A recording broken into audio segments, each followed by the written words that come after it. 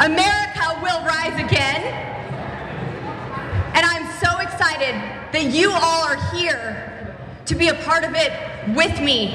I'm happy to be alongside of you in this fight as your next congresswoman from Colorado's 4th District.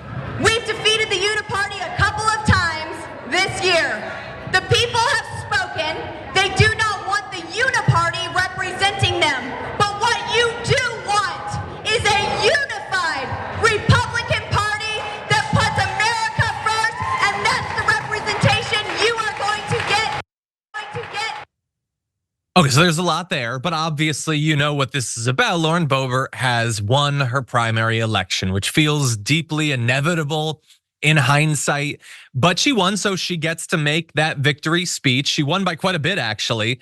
The closest guy to her, Jerry Sonnenberg, in second place, was like 30 points or so behind her. So she gets to go out there and say, you know, America won, and I'm glad you're here, wherever here is. I've never been here before. It's a nice area, actually. Maybe I'll spend some time here. But her carpet bagging worked. The video will continue in just a moment, but first I have a message for you. TYT needs your help. Membership is vital to survival, so please go to tyt.com/team and become a member today. She decided that her constituents that she'd represented for a couple of years didn't give a damn about her, and she didn't care about them enough to actually try to convince them to send her back to Congress. So she just went somewhere else, somewhere where I guess she could win, and she brought her notoriety and her name recognition and her millions of dollars, and that's it. That works. Because she's calling for like a unified Republican Party, which is a weird way to spin what's happened in the Republican Party. Unity sort of implies that there are different things that come together. This is not unity, it's more like enforced purity where there's no longer any dissent whatsoever. We all have the exact same opinions. And I love that that is the truth as she talks about the Uniparty being defeated. She's an incumbent in a different district who just gets to remain in power by virtue of the fact that she has money and name advantage, but she's fighting against the Uniparty. It's all very, very weird, but also sad because it is likely that this being such a red district, she will almost certainly win come November unless there's some massive blue wave that nobody expects to happen. So we're stuck with her, at least for the time being. Sharon, what do you make of it?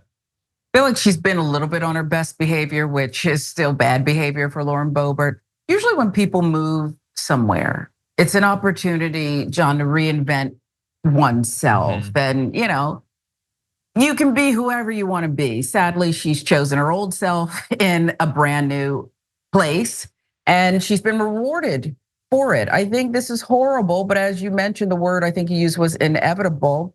We'll just have to wait and see where she goes from now. It is rich, though, that she's calling for a unified Republican Party.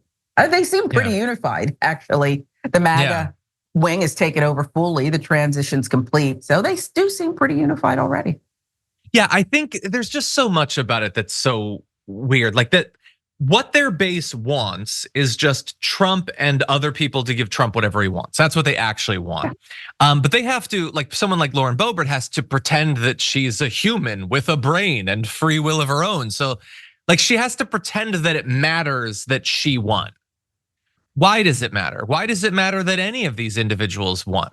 They're not bringing anything. They're not bringing unique experience, perspective, subject matter expertise, an agenda, a strategy.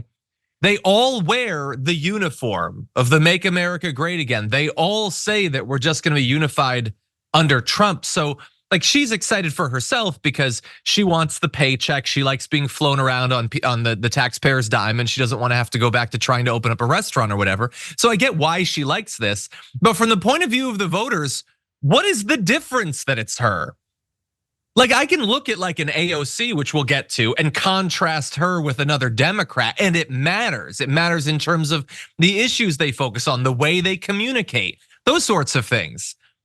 For Lauren Boebert, what is the difference? Like, what is the difference of any of them? What does it matter if it's Matt Gaetz or if it's Marjorie Greene or if it's Lauren Boebert? You are already self-selecting people who will just do whatever Donald Trump says. You rock the boat, you're no longer part of the party. That's what the unity is that she talks about there. So there's this very massive disconnect between what she would have you believe about the importance of her being there and what role she will necessarily play once she gets back into Congress. It's a very weird party and a very weird movement.